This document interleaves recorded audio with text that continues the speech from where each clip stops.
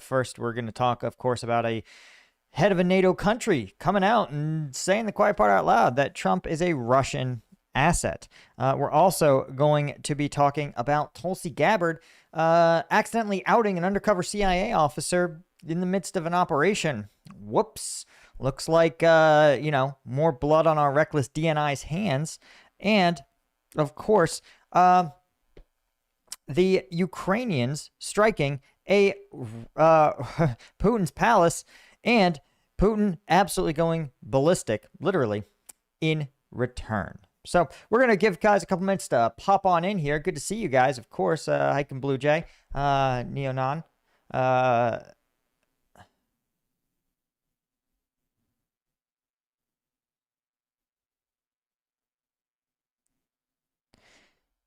Yeah, so I think, the National Guard mobilization, again, I think we attribute, like, I want you to, one of the takeaways is that Trump, unlike almost any other president, is willing to simply say what he thinks and what he's thinking in any given moment of time.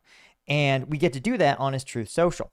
And so what that gives us insight into is the complexity of his thinking, right? And his thinking is extremely simple, extremely uncomplex, right? Again, when he says things like, I view the trade deficit as a profit and loss statement for the country, that's not what a trade deficit is, right? It's not any of those things. And it's like me saying, I view my YouTube viewers as like a grocery shopping trip.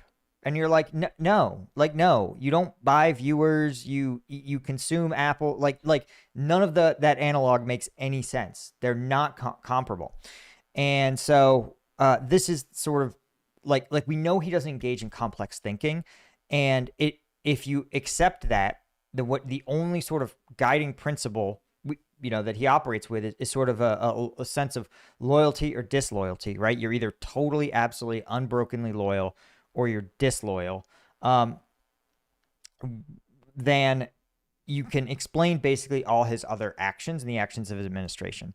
And that's not me saying this, right? This is something that every one of his previous secretaries of defense has said. Secretary of Defense Jim Mattis said that he basically is unable to understand complex policy.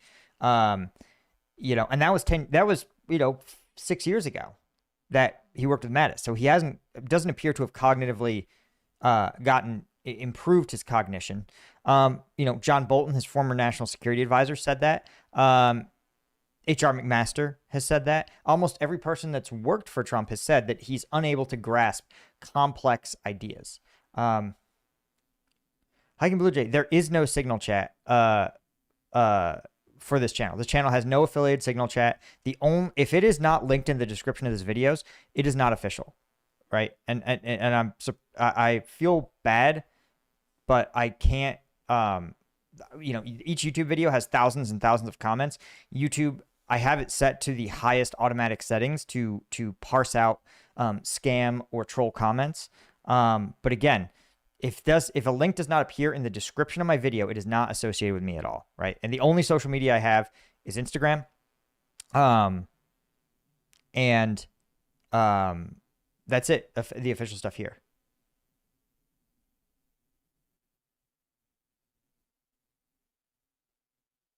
Aaron Morgan, yeah, I think he actually doesn't understand what it means to be an asset, actually.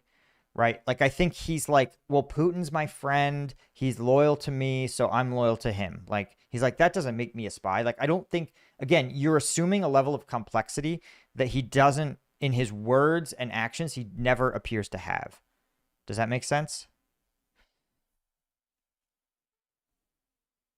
Again, I mean, the most dangerous thing about him is how easily he's manipulated by dirtbag special interests, right? And the people around him, you're like, oh, well, they should know better. And some of them clearly do, but because Trump is powerful and favors loyalty above all, they are unable to do anything but disagree with his unhinged shit. Oh, Blue Jay says, I'm in the signal shot with my unit. Okay. Again, I was... my... Yeah. Alexander, yeah, good to see you from Ukraine. Hope you're staying safe.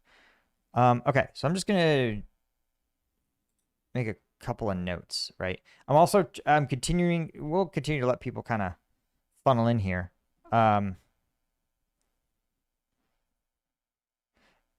And yeah.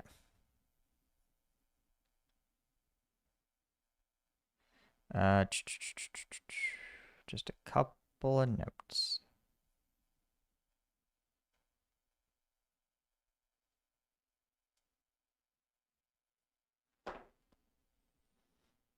Yeah, loyalty. I mean, it's one of the things that, again, and I'm not exactly a Bill Clinton stan, but he made a point in a talk a couple months ago where he said, listen, he's like, I actually liked working with Chinese Premier Deng Xiaoping, right, who started kind of the Chinese liberalization, because he said Deng Xiaoping never wanted to be leader for life. And so Deng was willing to do policies. He was willing to put the needs of China first, the Chinese people, the Chinese state. And Clinton was like, I can work with someone like that. He's like, but Xi Jinping, when he decided to be president for life, it meant that his number one priority had to be crushing opposition, right? And so if someone opposed to him had a good idea or something that would be a net good for China, he had to oppose it because he could never give oxygen to his opposition, right? You can never let them win. So, that I think is the ultimate authoritarian conundrum, is like, when you're an authoritarian, in a way, you sit atop like a golden box where you have to wake up every day and you have to fight everyone around you who wants to take your mantle, right? Whereas ultimately, Barack Obama, for example, or George Bush, they're like, listen, I'm here for 8 years at most, and then I'm going to pass the mantle, and maybe I'll pass it to a Republican, maybe I'll pass it to a Democrat, but for me, the final achievement is not going to be power for the sake of power, right? Like, it's going to be about the legacy, right? That's the final thing. It's like the Alexander the Great problem. You ascend to the highest office of the land. What's the next mantle you can get? The next step is to be one of the great presidents. And that means doing great things for your country. So again, when you're president for life, you have to work forever to never allow your opposition, right? You have to suppress them at all costs, right? All right. Wow. Great to see all you guys. All right. Should we crack into it? And you guys remember you guys know the standards here.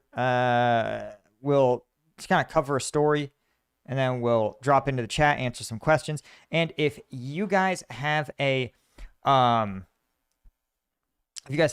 specific question that you really is burning on you, or a specific comment that you want me to read, you can always drop it in as a super chat. I always appreciate those. But yeah, welcome everybody. Okay, I'm trying one other thing that's gonna like help me in the editing process, and that's about like doing some timing. So let's see if we can get this right.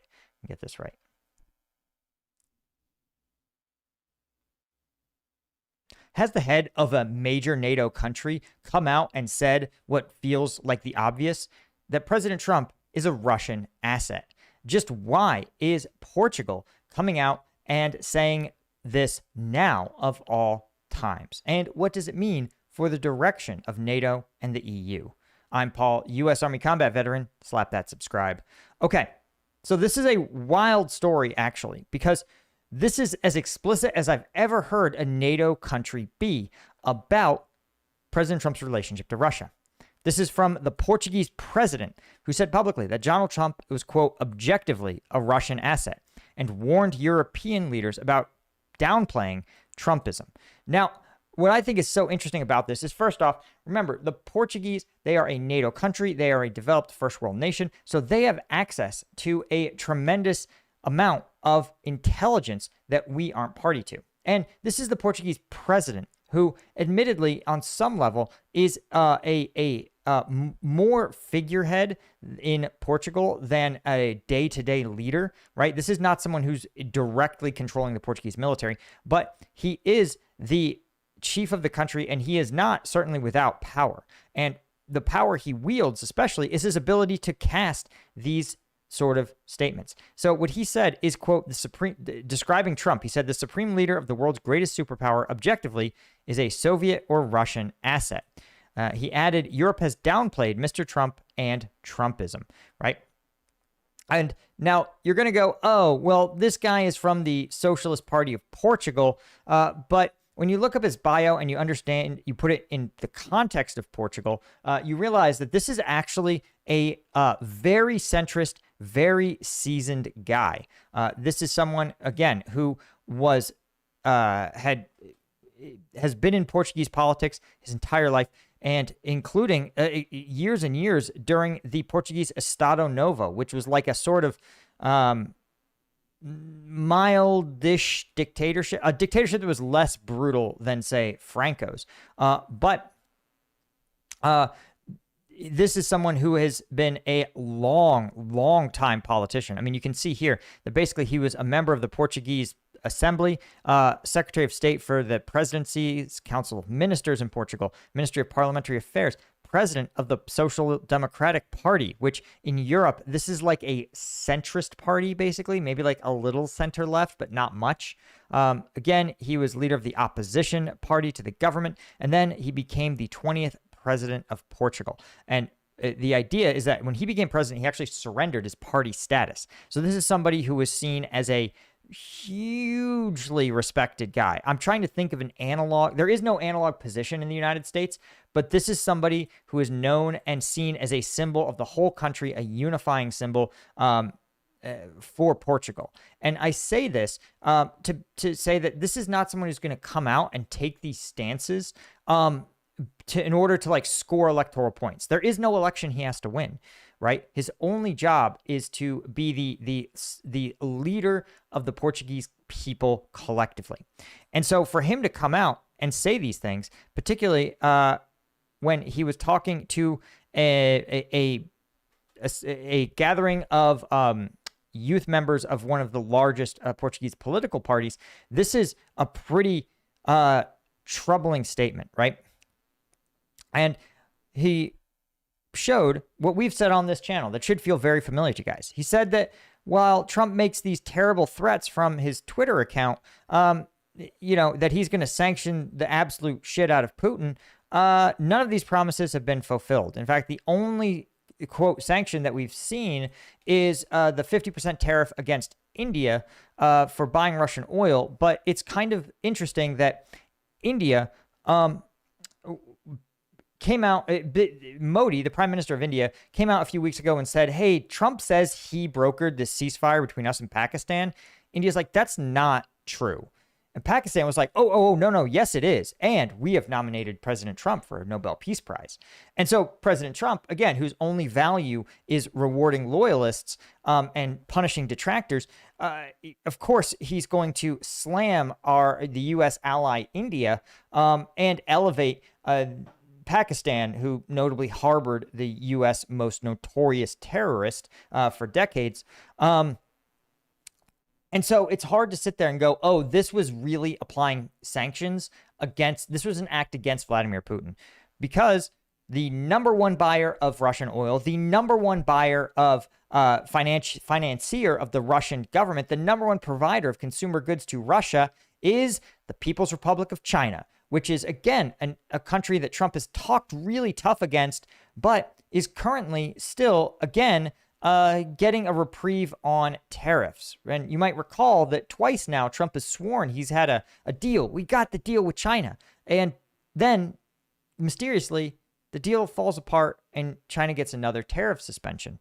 So if we were interested in punishing buyers of Russian oil, well, we would go after China. So he's dead right that he's only elevated the Putin. Right? You may note that, for example, he took Putin from being an international pariah to literally rolling out the red carpet for Putin. And Putin never changed his stance on Ukraine, not once. In fact, Putin was able to blatantly lie to President Trump's envoy about his willingness for peace. And when that lie was exposed, President Trump said, I'll look into doing something about it later. Like, you're like, damn, dude, like, you've been so loyal to Putin. Why are you letting him just lie to you? So, right, this is, I think, this has to also be couched in the fact that the, U.S., like, we have, again, robust evidence going back years and years and years that President Trump is a Russian asset, or is at least supported by Russia. And I say this because the evidence is pretty sprawling at this point. First off, you have the bipartisan Senate report authored by current Secretary of State Marco Rubio, which states that Russia engaged in a systematic hacking and propaganda campaign against the United States to support Trump's candidacy for president, right? And again, you have the Mueller report, which states that they were unable to prove that Trump's coordination with the Russian government, which did happen, didn't rise to the level of criminal conspiracy because it requires some kind of tit for tat. But Robert Mueller said, we tried to interview a bunch of people and we tried to gather a bunch of documents from the Trump campaign, and on numerous occasions, they actually obstructed justice. So he goes, we were unable to complete the findings, which is weird given that if it was a total hoax, as the president claims, you think that he would cooperate fully with the investigation simply to put an end to that issue. So again, there's already been robust evidence effectively proving that the president is in cahoots with Russia in some capacity. But you also have, of course, a growing number of Russian assets coming out and saying, hey, President Trump was recruited as a Soviet asset nearly 40 years ago. This is literally coming from the former head of Kazakhstan Security Services, a KGB officer who had been in Moscow at the time. Remember, Kazakhstan, currently a free country, but under the Soviet Union, it was a subordinate republic. Think of it like a state in the Soviet Union. And again, he said, this is according to this former KGB officer, who said in 1987, I was with a directorate of the KGB in Moscow, and the most important work of the sixth administration, his office, was the recruitment of businessmen from capitalist countries. And right, it was in that year that our administration recruited a then 40-year-old businessman from the United States, Donald Trump, under his handling call sign Krasnov. And as they point out, that the president the then businessman Trump had married a Czech national, which again, at the time, was a person from behind the Iron Curtain, made numerous trips to Moscow, et cetera, et cetera. This has been rehashed a bunch, but the president continues to insist that he has no connections to Russia, that he has never been backed by Russia, and he has no loyalty to Russia. He calls it a hoax, but you may know also that he calls his friendship with Jeffrey Epstein a hoax. So unless you believe that those photos of him and Epstein together were doctored, and all that video of him and Epstein together were also doctored, then you have to sit there and go, Trump calling something a hoax is probably evidence that it's true. Now, again, what is interesting is that, again, we talk about the this guy has said that while the so-called Steele dossier was unable to be verified, or possibly just artificially constructed and sold to the DNC, that doesn't mean that it's wrong, right? Masiev says there was compromise on Trump. He said this back in 2018. Again, he said in 2018, quote, Trump is on the FSB's hook and is swallowing the bait deeper and deeper, evidenced by indirect facts published in the media.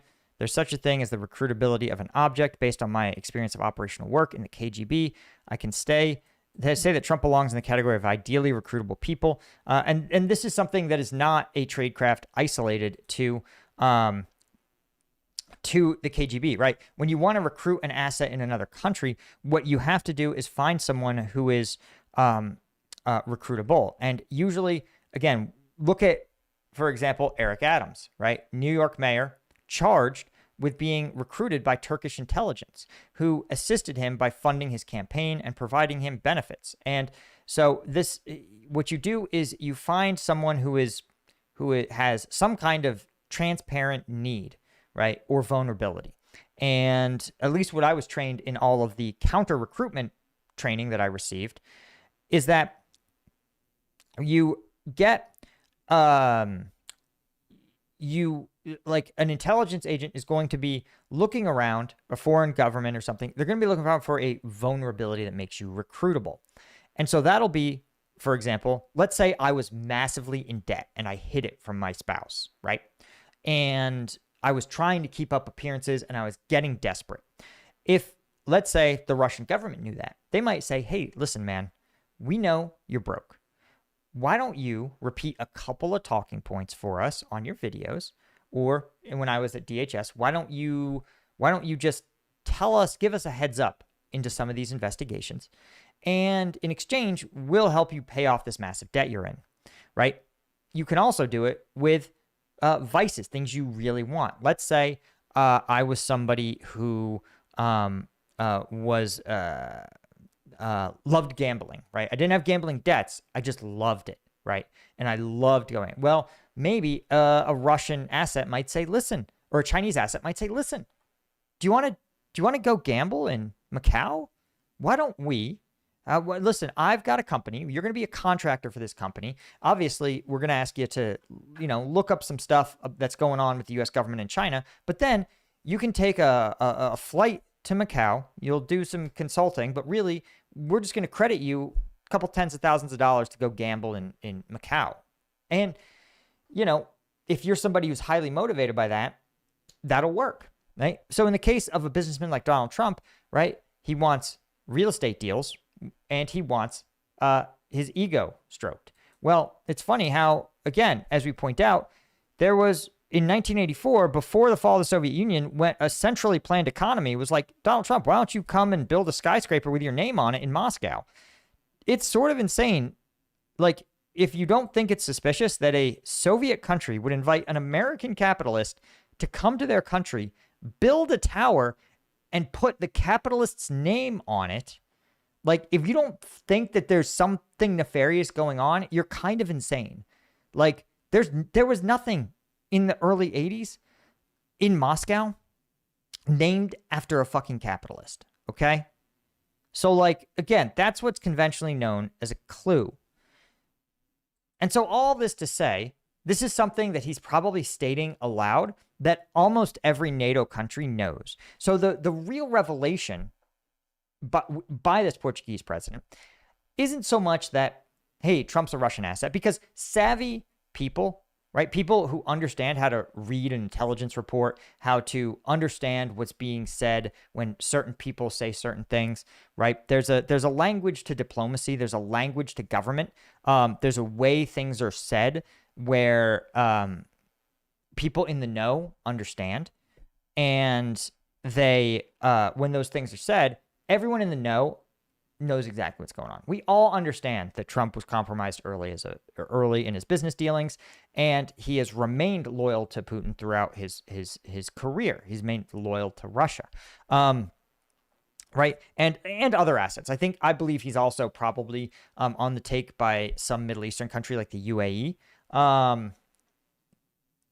But the takeaway is not that other NATO countries are going to go, oh, wow, Portugal said he's a Russian asset. It must be true.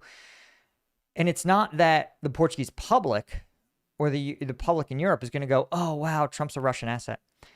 What he's saying is, guys, you can't keep playing ball with this guy. At some point, we Europeans have to look at each other and go, listen, we can't continue to give this person credibility. We can't continue to give them intelligence sharing. We can't continue to lean on them for military or diplomatic cover and support. He goes, the only people we can rely on is ourselves. And that's the direction we have to start taking things. That's what he means by downplaying Trump and Trumpism. It's because you notice the Europeans, right, had to go to Trump and they had to try to strike some kind of trade deal to prevent these tariffs.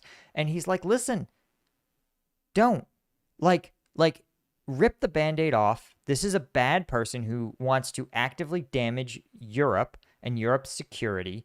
And he's like, the sooner you excise him, the easier it's going to be. And so that signal, I think, is one of the most dramatic about this entire story.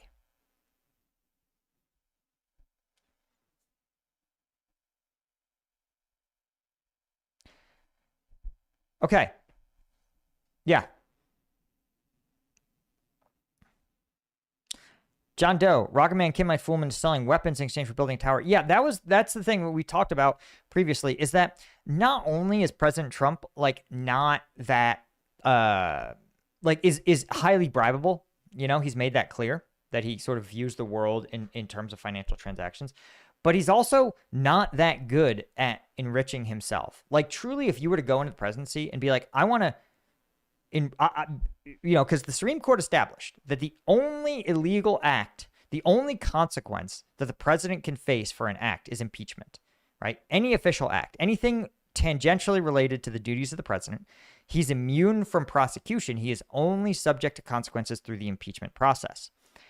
And so therefore, he goes, listen, I can do anything that anything up to the point where my own Republican Party loyalists will impeach me.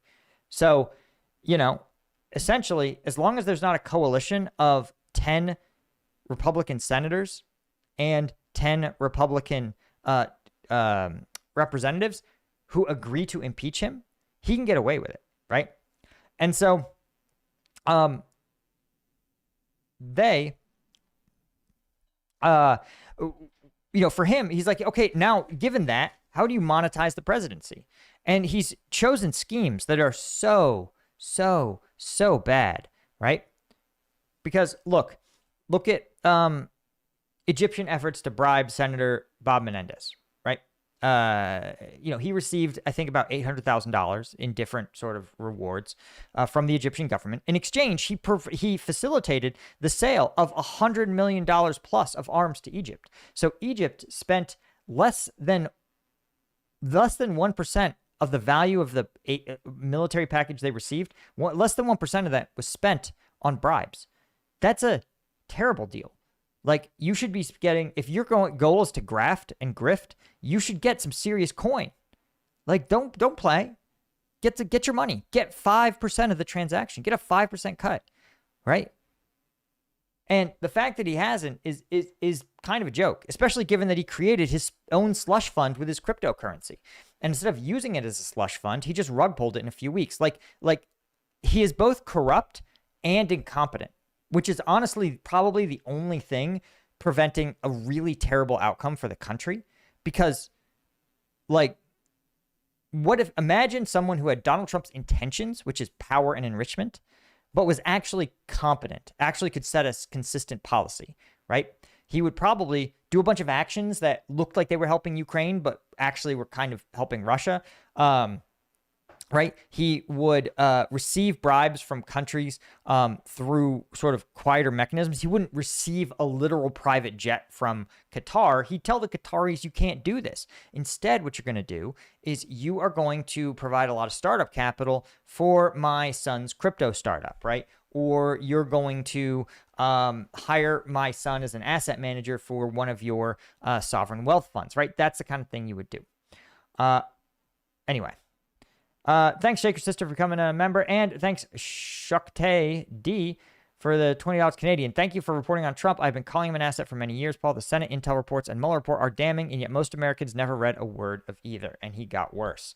Yeah, that's the thing that's insane to me, is the inability of the U.S. public, right?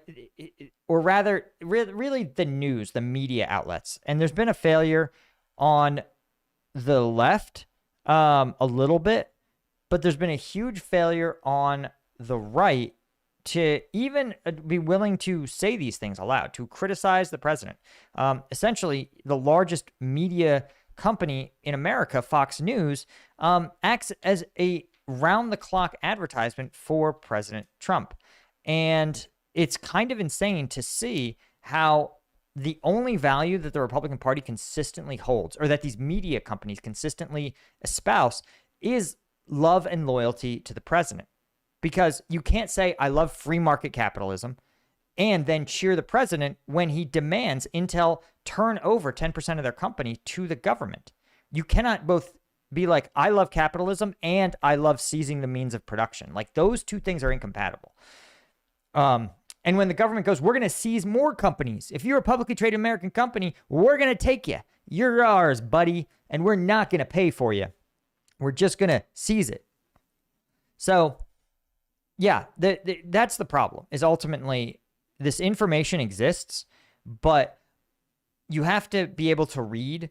Not only do you have to be able to read at like a 12th grade level, but you have to speak government. And there's a larger meta problem of like the things the government does and the choices they make and the reasons they do things are so alien to the public that they're unable to conceive of it, right? They're unable to understand the issues. And so when someone gives them a simple explanation that they can understand, then they just take it and run with it, right? Elon Musk is a classic example. Look, Elon Musk really believed that when he peeled back USAID, that he would find a sprawling criminal enterprise.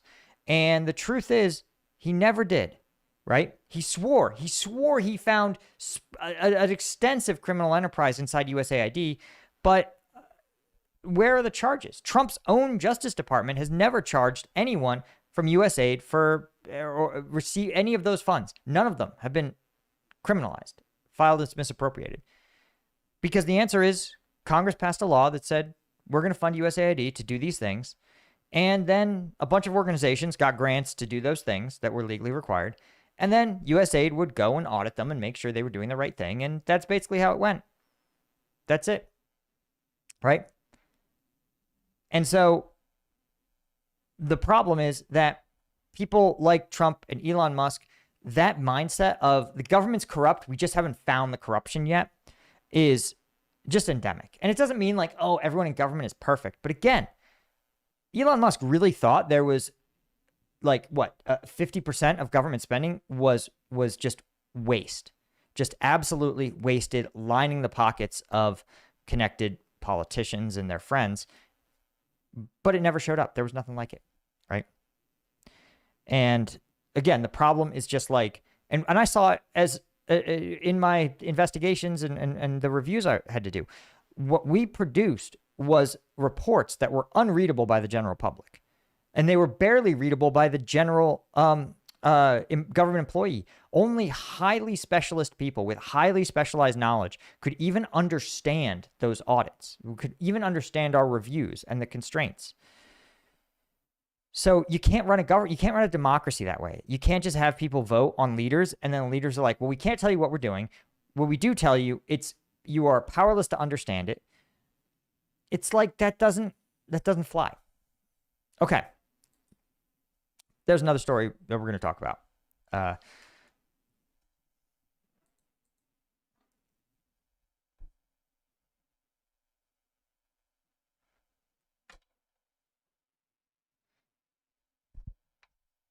The Ukrainian government has attacked Putin's palace, and Putin is furious. Just why are they going after the paranoid and security-obsessed dictator of Russia? And is this actually one of Russia's biggest vulnerabilities? I'm Paul, U.S. Army combat veteran. Hit subscribe. Let's talk about it. Okay, so this is a two-part story, for lack of a better term. But I want you guys to see it because it's really an interesting sign of Putin's vulnerability, right? So a Ukrainian drone, it says, has sparked a fire near, quote, Putin's palace. This is, of course, this was a Ukrainian drone attack sparking a forest fire Wednesday night, August 27th, just 10 kilometers from the Russian president's Black Sea mansion. This is actually a site that was exposed originally by Alexei Navalny. It wasn't even publicly disclosed, but it is effectively Putin's summer, or I think winter location where he works and operates from. Now, this is also one of the sites where reportedly Putin has dropped in nearly a dozen, what's the word I want? Air defense systems, right? These are systems that are desperately needed by the Ukrainian front lines, and instead, they've been deployed to protect Putin's beach house, right? And as we point out, that this was, again, actually, its investigation was one of the things that rose Alexei Navalny to prominence when he exposed this, believing it cost nearly $1 billion to construct and has some pretty suspicious things in it, right? Right. The property was believed to have had, quote, an aquatic disco, implying some kind of pool with dark flashing lights, a hookah lounge, a casino, a pole dancing room, a room for miniature railroads. Now, this is weird because, again, nothing would shock me less than if you told me Putin was a miniature railroad head. Totally believe it. But, a pole dancing room. Interesting. What do you think he was doing there? And so, right.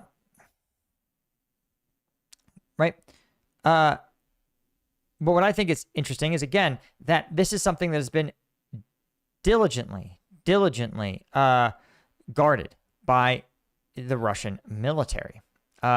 Because, as they say, Putin is pathologically afraid for his own life, right? Taking measures such as building identical offices in several residences across Russia for television appearances to obscure his real location. He's famous, reportedly, for actually having his staff remove his bodily waste from places he visits so that enemies cannot do a genetic analysis and potentially use that to harm him. There's just so much of this extreme paranoia. It's one of the things that's so funny when President Trump goes, oh, well, what if Putin wants to nuke? What if Putin starts nuclear war? You're like, my guy, Putin is so afraid of dying. Like, the threat, the problem is that the United States would nuke him back. Doing so would 100% kill him, which is 100% the worst thing that can happen to a narcissist, right? Like, that's just facts. And so I say this because this drone was just, again, easily shot down, never came close, 10 kilometers, 6 miles away from Putin's palace. It's not clear Putin was even there at the time. But what reaction did that spark from Vladdy Daddy? He launched the second largest assault on Ukraine, including targeting a building belonging to the European Union and a British Council. Right? And again, this, you may recall, just a few days ago, Sergei Lavrov went on to NBC, lied through his teeth, and said Russia has never targeted civilian sites. But literally, the Russian Federation claims that this was a strike against military targets, which is obvious because among those killed in these strikes, 22 deaths were children aged 2, 17, and 14. The majority of those killed died in a strike on a 5-story building in one of the districts of Kiev. And this, of course, was the Kremlin launching nearly 650 weapons, including 600 drones and 31 ballistic missiles. Right? Russia's defense ministry said it was targeting the military-industrial complex enterprises and military air bases of Ukraine using high-precision weapons. Well, not that precise because, again, whatever you thought you were targeting had a 2-year-old in it. And do you think a 2-year-old was at a military-industrial site at 2 a.m. in the morning? No, dude. That 2-year-old was in her fucking crib and you killed her, right? And so the takeaway from this is actually, I think, that it exposes a vulnerability of Vladimir Putin's because, right, in exchange for the Ukrainians not even scratching his paint, almost scratching the paint on his shitty beach house, his tacky, dumb beach house, he impulsively launched a massive wave of assaults on Kiev. And, like, your heart breaks for those families that lost loved ones. But that is not clearly Putin thinking strategically. He's thinking emotionally. And the key is, if you know that there's a button that makes your opponent do something rash, impulsive, and stupid, you actually want to keep pressing it. Because by doing that, like, think about it. Do you think so we know that the Russian government can't actually produce that many cruise missiles. I think in a typical month, it can produce, last I heard, less than 100. And so if you can sit there and go, hey, I think we can get this guy to burn himself out faster than he wants to by just continuing to throw one little drone at his stupid palace, you go, huh, maybe we should keep doing that. So, in fact, while this is obviously horrible and a tragedy and also an indication that Putin is a raging narcissist who views attacks on himself as being actually worse than attacks on the Russian state, right? A classic dictator move to be like, no. I don't exist as a servant of a representative of all the people of Russia. I am the Russian state, and the Russian people exist to serve me, the great Russian state. Once you have that, once you realize that there's that narcissist vulnerability, you can just poke it. You can just keep poking it. And I'm not saying that that's like a winning strategy. But again, if you know that there's a button that shuts off your enemy's critical thinking, you should play it, right? Even if it appears to make them more dangerous in the short term. Anyway, guys, I appreciate it.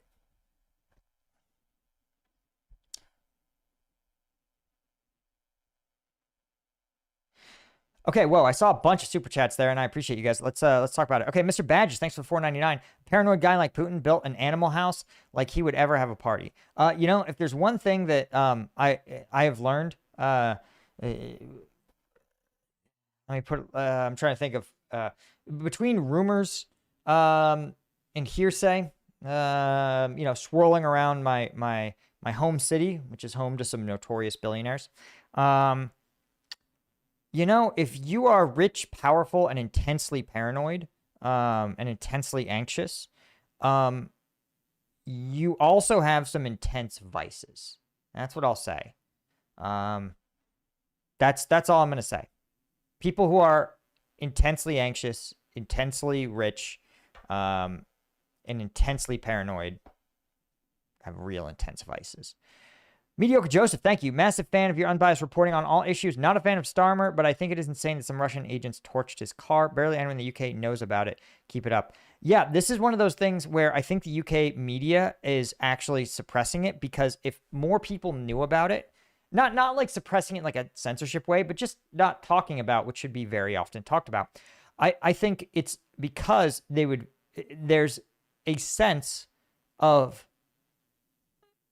the Europeans definitely know that they actually cannot beat Russia militarily. Like, they were really sure that things like economic might and diplomatic prestige, like that those were substitutes for military force.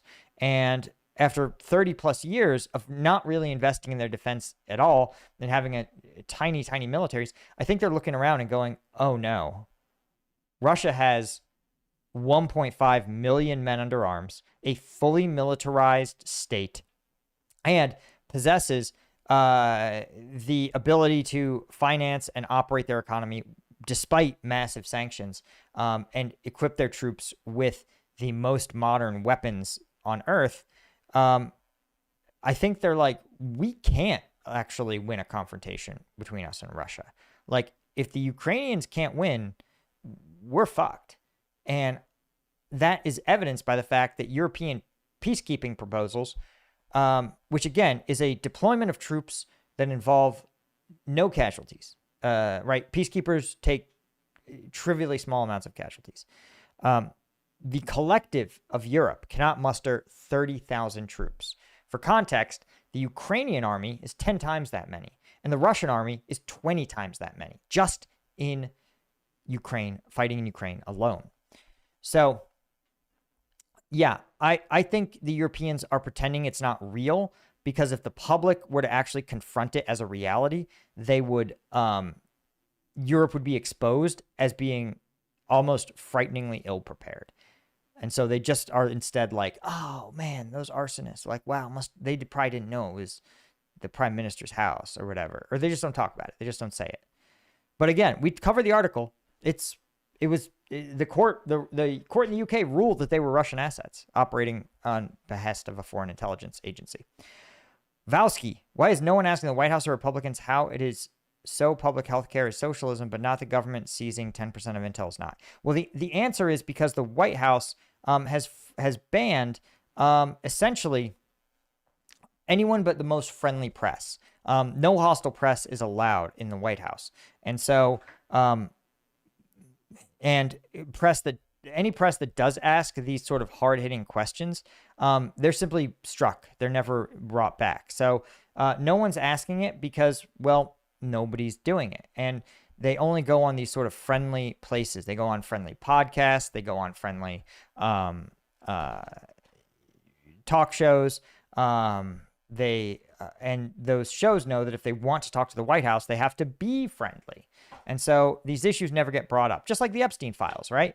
Like, do you think the U.S. public might kind of want to learn if, I don't know, the president's a PDF file? Yeah, no one knows, right? But they all just ignore it because they don't want to make the government mad because it'll punish them and seize their company. Thanks, Rhiannon. Appreciate it. All right, we got one last preposterous story. This one's a doozy. This one is a doozy. So let's talk about it.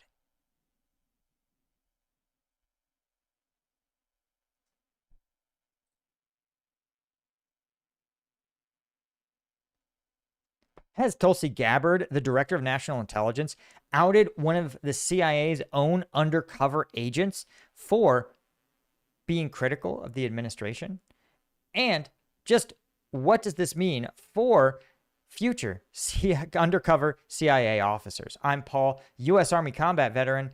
Let's talk about this self-own from our brilliant director of national intelligence. Hit that subscribe button. All right, so this dropped just a couple of hours ago from Tulsi Gabbard, the director of national intelligence here in the United States. She said, of course, being entrusted with security clearance is a privilege, not a right. The intelligence community who betray their oath to the Constitution and put their own interests ahead of the interests of the American people have broken the sacred trust they promised to uphold. They undermine our national security and the safety and security of the democratic people and the foundations of our democratic republic, which is not the same thing as specifying what any of this is. And so she says, the president told me that I need to revoke the security clearances of 37 current and former intelligence professionals who have abused public trust by politicizing and manipulating intelligence, leaking classified intelligence without authorization, and or committing intentional egregious violations of tradecraft standards. Now, here's the thing. You can't just revoke these people's security clearance and then accuse them. Again, these are not like feel bad accusations. These are, if you leak classified intelligence, you go to fucking jail. So if you can prove that, if that really happened, don't revoke their clearance, arrest them, put them in prison. But you won't, because you know why? Obviously, this is just like that fake mortgage fraud thing with the Fed governor. It's because these people are seen as critics of the administration. And we're going to, right? And again, leaking classified intelligence without authorization, politicizing and manipulating intelligence, which is like doesn't really make a lot of sense, is a kind of, that's a whack assessment, because the like one person's manipulation is another person's assessment. Like intelligence is about making the best judgments you can with the information that you have. And if somebody says something that you don't want to agree with, right? It's like, it's like, oh, where do you think bin Laden is? Somebody goes, well, I think he's in Pakistan. And somebody else goes, well, I think he's in Afghanistan. And then somebody goes, well, you just want to be in Pakistan because you hate the Pakistani government and you're hostile to them. So is that politicizing the intelligence? According to person A, it is. But according to person B, they say, no, I'm just weighing the intelligence as best I can. So again, simply by making this accusation, it's chilling, because it says that if you find information that is damaging, that does not suit the administration's political objectives, you'll be accused of politicizing and manipulating the intelligence, right? Now, they say, again, politicization or weaponization of intelligence to advance personal, partisan, or non-objective agendas inconsistent with national security priorities. Again, not specifying what any of this is, and not bringing charges, not presenting it in a court of law, just revoking it for no reason. Again, saying that you didn't safeguard classified information, which should be charged as a crime if true, right? Failure to adhere to analytic tradecraft standards. Okay, I guess. And other generic detrimental trust. So again, you're making serious allegations, but without backing them up, like all that happened is these people probably made assessments. It's not clear how this benefited them. And it's not clear, like, how, one, it's not clear how any intelligence assessment, one way or another, benefits the analyst making the assessment. Like, you don't get a bonus at the CIA if you say stuff that the president agrees with you on. You don't. You just make your best analysis and you collect the same paycheck, whether you're right or wrong, because the CIA is like, we don't need the feel-good answer. We can get that from the fucking media. We don't need evidence to support the thing we want to be true. We need a dispassionate analyst. And when you do this, what you send is a message to all the other analysts that say, if you reach a conclusion that the government thinks isn't correct, we are going to fuck your career permanently.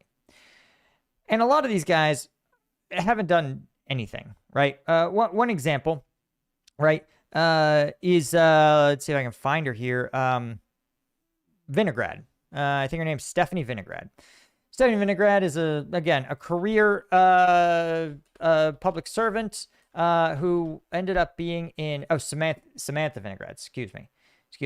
You know, she was a government official, foreign policy commentator now, talking head, but she was a assistant secretary of counterterrorism threat prevention law enforcement at DHS for several years during Biden. She also served under the Bush administration in the Treasury and during the Iraq War. You know, and then in 2009 was at the National Security Council with the Obama administration, director for Iraq, which is kind of insane, by the way, to be director of Iraq in the NSC in 2009. And at the time, she would have been, let's see, she's what, 4 years older than me? So she would have been like, let's think, that was 15 years ago. So she would have been in her 20s, right? She would have been in her mid to late 20s, like 27, 28, which is crazy. But then she went to work for Goldman, then went to work for Stripes, then worked for the Biden Institute, and then went back to, you know, a bunch of think tanks.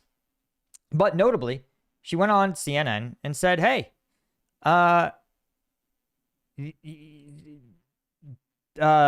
these guys are like, the Trump administration gave Putin everything he wanted. So like, this was a total gimme to Putin. Let's see if I can find it. Here we go. Here she is on CNN saying, Samantha Vinograd said President Trump would never confront Vladimir Putin. She adds, in 2019, she said Putin laid his traps and ensnared Trump again. Again, she's been like a prominent critic of him. Trump parroting the Kremlin line. You could see. So she's been a CNN analyst who's repeated the same thing over and over again. Again, Vinograd continued that actually, this was in August, just before this was revoked. She said that blocking intelligence shared with Russia, blocking intelligence sharing with our Five Eyes partners would harm U.S. national security. So that's not exactly a like brain-breaking controversial take to be like, you know, we should probably share intelligence on our adversary with our allies. I said the exact same thing. So, you know, again, she's right. But they said, well, you know, that's a little too assessy for so we're going to revoke your security clearance. Now, again, does this going to impact her in any meaningful way? Probably not, right? Because she's, you know, a commentator. She's a talking head. She's out there bebopping around. Just like me, right? I don't know if I have a valid security clearance still. I don't know. And so if they revoke it, I won't even notice. But there's a problem. You see, one of those names, was an undercover CIA agent. Yeah, that's according to, well, CIA itself. One source familiar with Gabbard's move said that this agent had been working undercover. But then, here's again, the disingenuous bullshit that we hear. They said, listen, this agent was undercover and you pulled an active agent security clearance. But then people said, well, that's silly because this person had been writing articles in The Atlantic, speaking at public forums 4 months ago, touting herself as a former CIA analyst who is now out doing these sort of public engagements as a public figure. She was listed as a senior executive manager for Europe and Eurasia at the CIA and a panelist at, again, AFCIA's Spring Intelligence Forum, right? Where, again,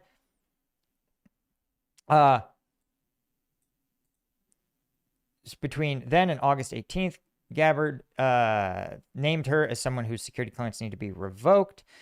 She was placed, it says she was placed in a covert role just right then. Senior officials, right, don't reference the covert or overt status of anyone in there.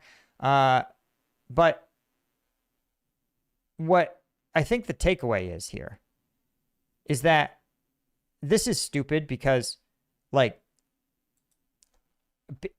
this, I'm going to give you guys some inside baseball because, as I said, I work out of my garage now. I can tell you guys the reality. If you're the CIA and you have one of your agents undercover, let's switch it. Pretend you are a foreign intelligence agent for the Chinese People's Republic's Ministry of State Security, their CIA equivalent. And let's say you are in DC because, well, that's a good place for a Chinese intelligence agent to hang out. And you are attending one of the numerous intelligence symposiums that are open to the public, where you can just buy a ticket and go there, right? And who knows what your cover story is? Maybe your cover story is that you are a Chinese analyst for a think tank. And you go in and you sit down and you hear this person giving a talk. She says, oh, I spent 20 years at the CIA. And now I'm out of the CIA and I give talks and I have some strong opinions about things. Boy, I am really unhappy with the administration. Well, what do you say if you're a Chinese agent? You go, huh, this person sounds like a disaffected CIA agent who's out here in DC, giving her opinion, giving her takes. Do you think that if you're an agent that you might go approach her? Say, man, you sound really upset at the administration. Would you like to maybe get back at them and maybe make a little money while you do it? Maybe you could help us out by giving us some insights into what kind of mistakes the administration's making and what kind of things they might know. That is classic tradecraft. That is so incredibly basic. And so the CIA probably is going to sit there and be like, hey, why don't we put out a little bait and try to catch something by having one of our analysts go be undercover as someone who's out of the CIA and is just chit-chatting around expressing her dissatisfaction. And nothing would be more par for the course for someone like Tulsi Gabbard, right? For this person to be seen writing a fucking piece for The Atlantic or talking at a symposium or whatever, and for her, the president, right, to not even care. To go, I read this article by this person, and she said that I was being dumb, and so I want you to revoke her clearance, right? Gabbard said it was the president's decision. And so the fact that the CIA can even probably went back and was like, hey, man, you can't, no, like this one, you just don't touch it. Just leave it well enough alone. That she's taking care of something. But the fact is that Gabbard's so stupid, or the president so hates being told no, that they did it anyway. And so now, what's our situation? Now, well, one, we fucked a CIA agent's career. Sure, that's bad. We've also outed anyone else. Like, let's say she was actively talking to the Russians or Chinese state security. Let's say she was stringing them along, right? Getting the CIA insight into their networks, who they are, what they're doing. And now China or Russia has identified this person that they were in close contact with by name, knows her house, knows her address, and has now outed her as a CIA agent. What do you think is going to happen to her? What do you think they want to do to the person who just outed themselves as a fucking CIA agent? No, again, Tulsi Gabbard doesn't give a shit because the president doesn't give a shit because he can't internalize complex ideas like this was a trap, this was a move, this was the CIA doing its fucking job. So again, as I have repeatedly said on this channel, the administration sometimes gets it right. Pete Hegseth, insanely as sane as it is, he actually has a good perspective. Operationally, probably needs to get his stuff together, but his willingness to move the U.S. military away from high-cost military-industrial complex, multi-gajillion-dollar slop and into cheap, disposable, attritable weapon systems is good. I am perfectly capable of paying the administration compliments when they do things right. And when they have, but this is just an unforced error, right? You could have just, if you really had a problem with it, you could have been like, hey man, you can't say these things. You made the president mad. We're bringing you back into the CIA, and then we're going to revoke your clearance and kick you on the street. Like, that's not good. That's not a great way to run an intelligence agency, to give someone a mission and then be like, you did your mission, but you screwed up, right? You did your mission too well and you made the president mad. But that would achieve the exact same effect without having to fuck somebody and put their life in danger for no fucking reason. So the fact that you can't even do this basic level of vetting before you drop a memo on fucking twitter.com, to me is emblematic of this, like this isn't like an I don't agree with their policies. There are so many unforced errors. There is so much incompetence.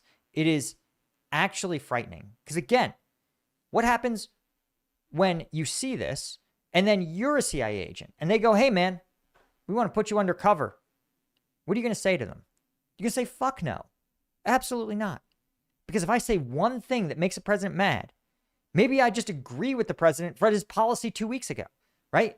2 weeks ago, if you had said, we're going to fucking stand up to Putin and kick him in the teeth, that was the president's stance. But then 2 weeks later, the president says, no, we got to give Putin a chance, give peace another chance, 2 more weeks, right?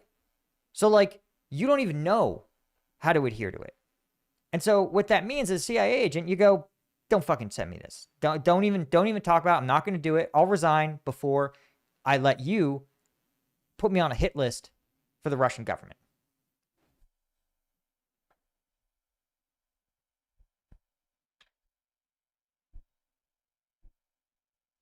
Anyway, guys, that is all I had. Man, I saw you got a bunch of you guys dropped in with some super chats. Rolling Ronald G. Thanks. Ukrainian win. It's only that would really like your updates something more than the news where I live. And then a finish flag. Yeah. You know, the reality is that, you know, this is the reality of, and these decisions, these things matter. At this point, the war is going to be won politically. The war's outcome is going to be a political determination, not a battlefield one. There's not going to be a super weapon. There's not going to be a brilliant, stunning breakthrough. It's a war of attrition, fought kilometer by kilometer, and the resolution is going to be political.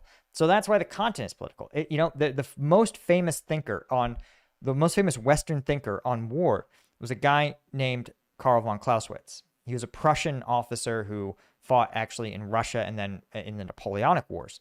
And he wrote, he wrote 9 books on war and the philosophy of war, and then threw them all out at the end of his life and wrote 2 revisions and said essentially this: I thought war was fighting and tactics. He's like, it's not. War is an extension of politics. It is the politicized use of violence by a country. That's it. War is the extension of politics by other means, is what he said.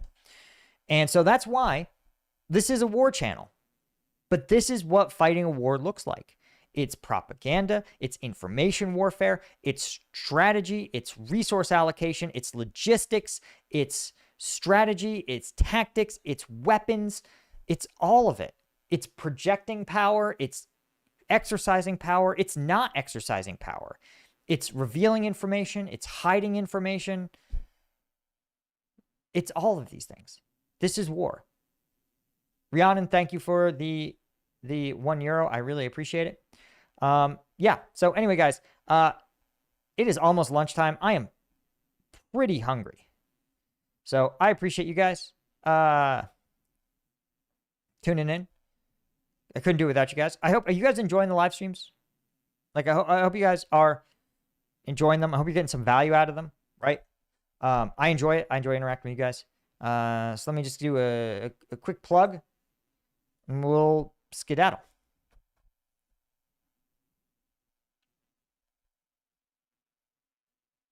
If you guys want to support me and the team and keep me independent, able to speak truth to power when it seems like no one else can, you need to become a member at combatvetnews.com. This is my version of Patreon, where every Tuesday and Thursday I drop an uncensored combat video from the front lines. Oftentimes it's footage straight from units who send me their vids from the front. So if you want to see the latest tactics, strategic moves, and how things are really happening on the front lines, become a member. Huge thank you to our Colonel tier members, guys like Cytronic, Steve Moran, TR Need, Alan Lutz, and CM Holmes, and all of our Lieutenant tier members. We could not do this without you guys. You guys make the channel what it is. So I'll see you guys in the next one. Hit subscribe. Cheers. Okay. I appreciate y'all tuning in. I always have so much fun. I really enjoy this. Thanks, Ryan Hess. I appreciate that. I see your super chat. Yeah, and I'll see you guys probably Monday. Cheers.